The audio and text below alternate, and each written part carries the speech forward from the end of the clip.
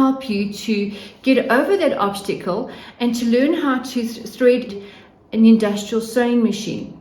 Now, I know it seems very intimidating, especially that I am now also a brother ambassador, and I get some new machines that I need to test, and I look at the machines and even I feel overwhelmed, being a designer for over 34 years, but I've had her for many years, and she has worked very hard and brought me in lots of joy and also lots of income. All right, so there at the bottom is my pedal and my magnet with extra pins in. Here is my side pedal to lift my lever of my foot. And then of course there's my tension guide. There are extra magnets with some pins in. This is to show me that there's enough oil on the inside of the machine, because the machine has oil at the bottom of the casing of the machine. So inside there is the oil.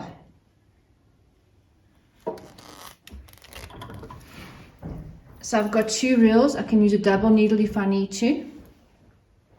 And I normally hang all my tape measures around the top. I've even got a little pin hanging, a little bag with my pins in as well. Okay, so let's get started and thread the machine.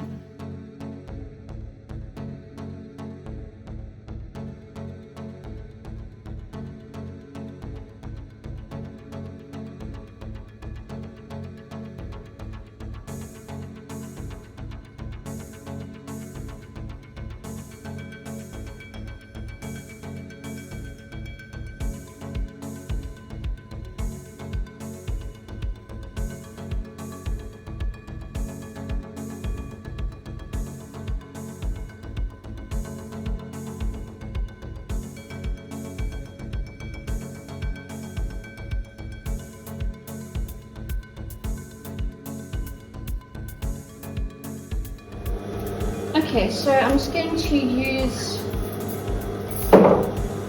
one of my big cones to dark thread. I'm going to put it in the actual spool casing, and then I'm going to put it through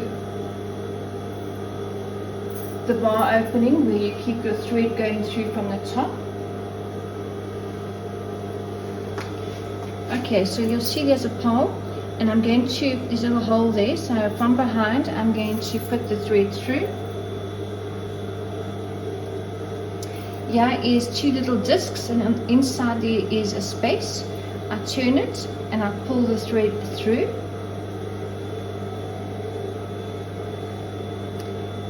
Here is 2 holes in this bar. So I'm going to put it in the top hole, wrap it around to the bottom one.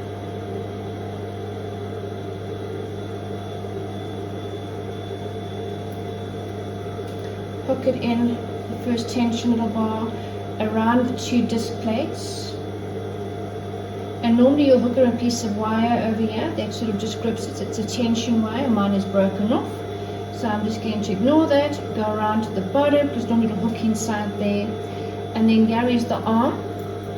So I'm going to thread it from the right side through into the little arm, to the little opening.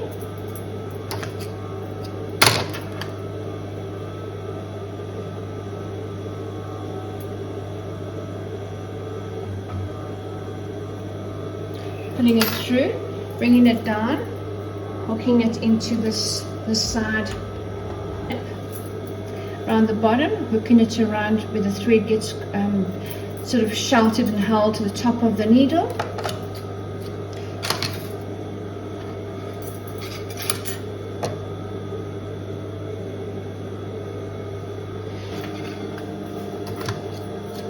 Let's go ahead and change the needle.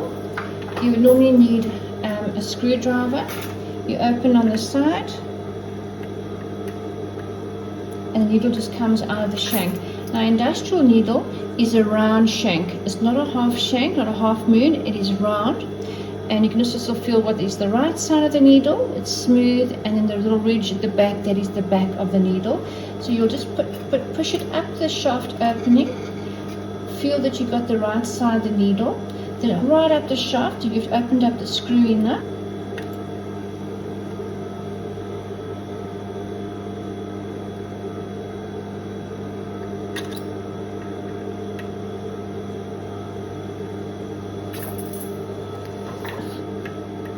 and you go ahead and you tighten it.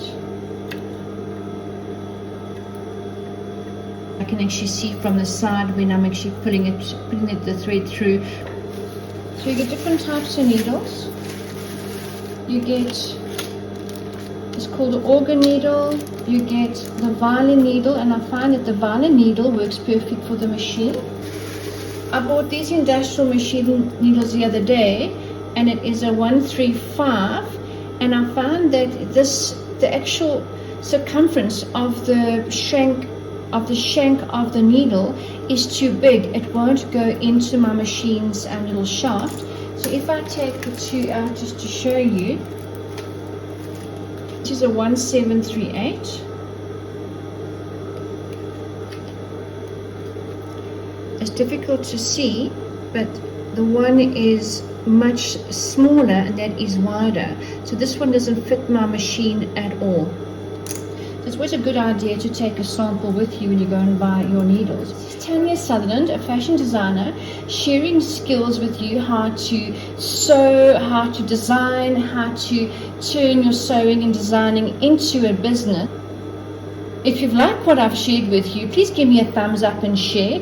I'm really working towards getting 1,000 subscribers, and with your help I can get there, and I'd really appreciate it. Thank you so much. Bye. You're going to use your knee pedal, which is at the bottom, to actually lift your foot, your pedal. You see that?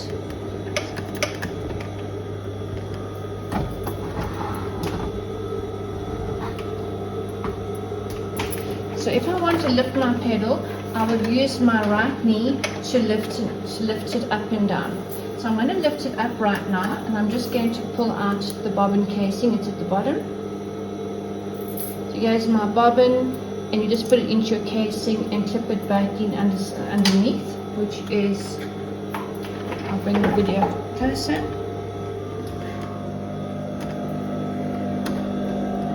And that is where your bobbin casing is. So where my finger is, okay. So inside here, I normally put a cloth to catch all the fluff and any oil, and I change that cloth every Friday. I'm going to lift the machine to show you.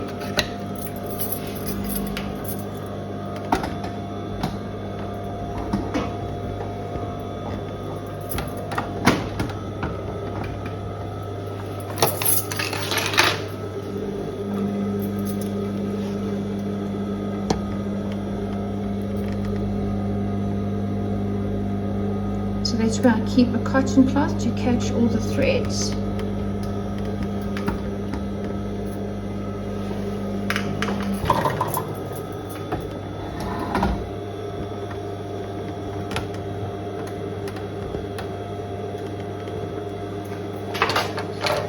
Okay, let's thread a bobbin. Okay, so here's my bobbin. You put on the side. And let me just take my thread out.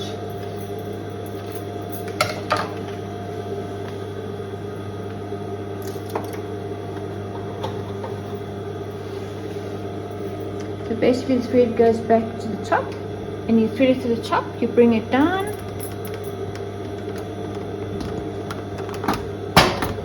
It will go to the back of the bobbins. This is the bobbin's arm.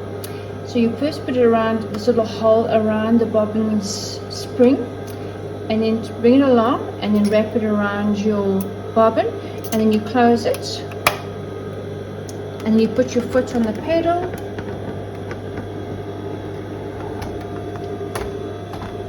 and you wind the bobbin just like any other machine.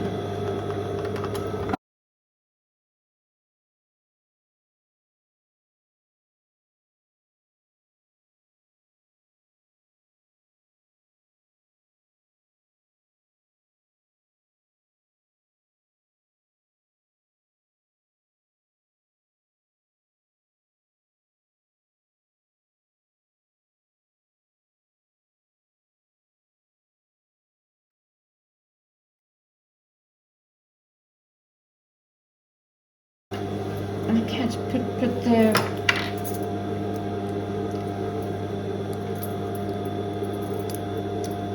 okay, so you put the bobbin in the casing,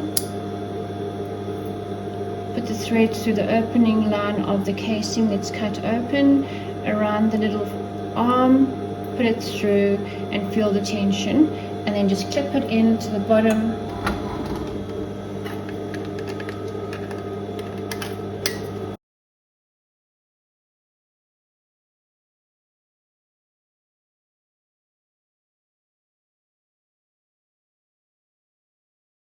And we just turn the dial to catch the thread at the bottom.